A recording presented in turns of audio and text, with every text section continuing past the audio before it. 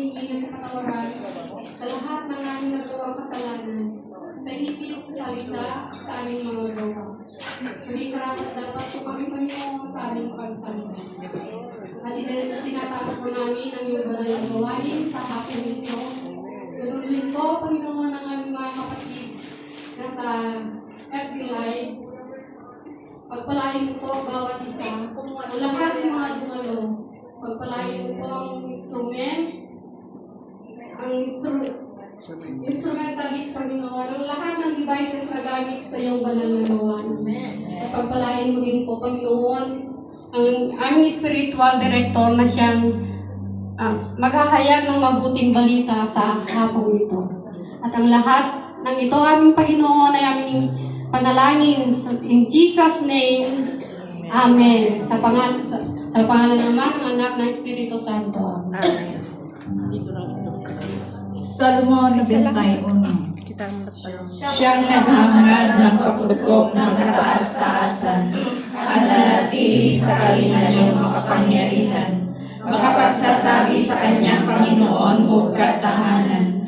Ikaw ang aking Diyos, ang Diyos na tangi kong pinagkakalaan. Ikaw ililigtas niya sa panganib sa umang nabitag, at kahit anumang mabigat na salot di ka magdaranas. Lulukuban niya sa lilim ng kanyang malapay na pakpak. Sa kalinga niya na nagtiyak mo na ikaw ay ligtas. Iingatan niya at ipagsasanggalang pagkat siya'y tapat. Pagsapit ng gabi, di ka matatakot sa anumang bagay. Maging sa gagawing bigla ang paglusog pagsapit ng araw. Minsan pa mang darating na salot pagkagat ng dilim. Di ka matatakot sa kasamaan ng araw kung dumating. Kahit na mabuwal sa iyong harapan ang 1,000 tao, sa iyong paligid ang bilang ng patay maging 10,000. Di ka matatakot at natitiyak mong di ka maano. Ika'y nagmamasid at sa panunood iyong mga masdan. Yaong masasama ay nakikita mong pinarurusahan, sapagkat si Yahweh ang iyong ginawang tagapagsanggalang, at ang pinili mong mag-iingat sa iyo ay kataas-taasan. Di mo aabuting ika'y mapahamak at walang daratan, kahit anong uring mga paghihirap sa iyong tahanan.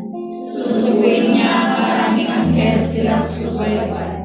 Kahit saan dako ika'y maroon, tiyak iingatan. Sa kanilang palad ay itatayukat silang pagtataas, nang hindi masaktan ang mga paa mo sa batong matalas.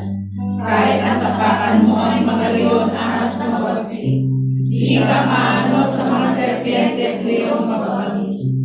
Ang sabi ng Diyos, aking iniligtas ang tapat sa akin. At ingatan ko ang sinumang tao ako'y ilanlin. Pag sila'y tumawag, laging handa ko na sila'y pakinggan. Aking sasamahan at kung may hilahil ay sasaklolohan. Aking ililigtas at ang bawat isa'y mararangalan. Sila'y bibigyan ko at gagantimpalaan ng mahabang buhay. At nakatibiyak ng tatamuhin nila ay kaligtasan. Maaaring ipinit ko ang langit at hindi pumatak ang ulan. Maaaring magpadala ako ng mga malang upang salantayin ang lupay nito.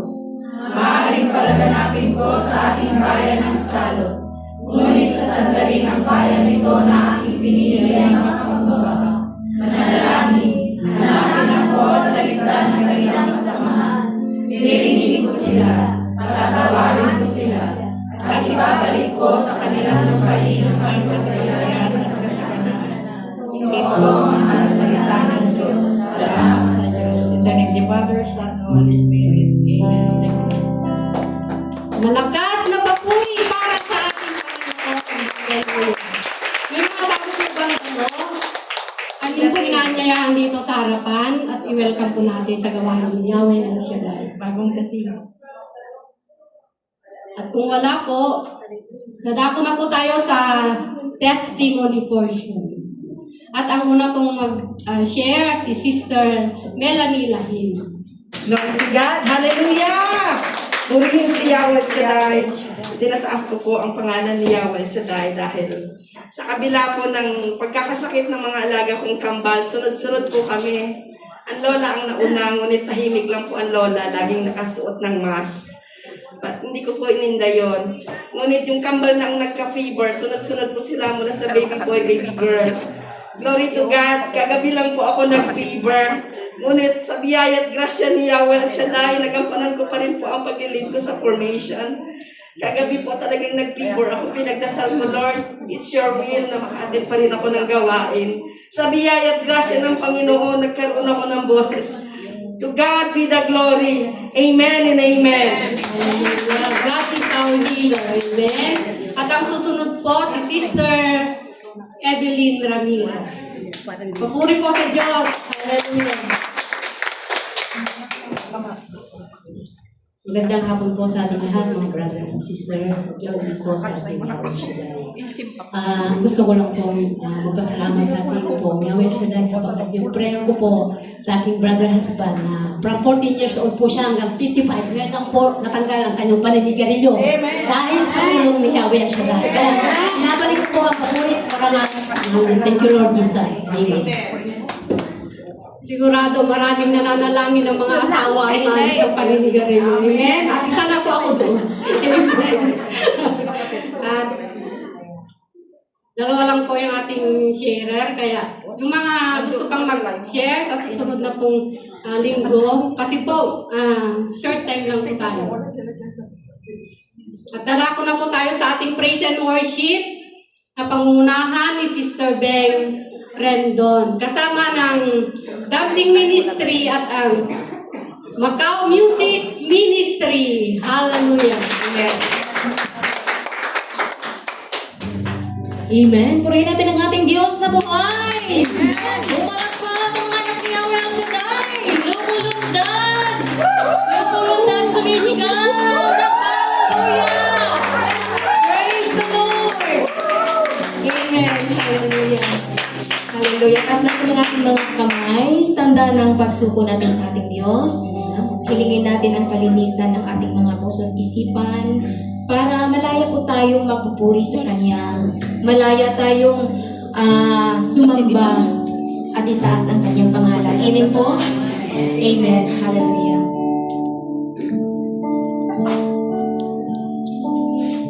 Narito ang puso ko, naghihintay sa'yo.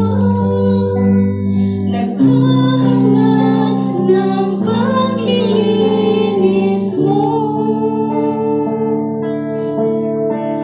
Narito ang puso ko, umaasa sa'yo.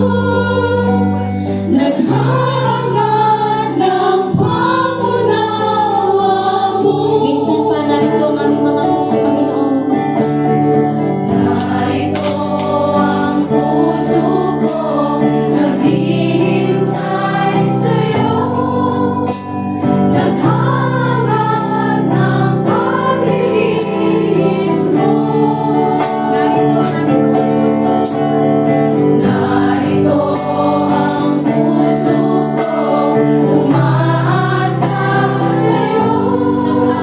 Naghahanap ng pangunawa mo. Linisin mo. Oh, Panginoon, linisin mo. Oh, Panginoon, linisin mo.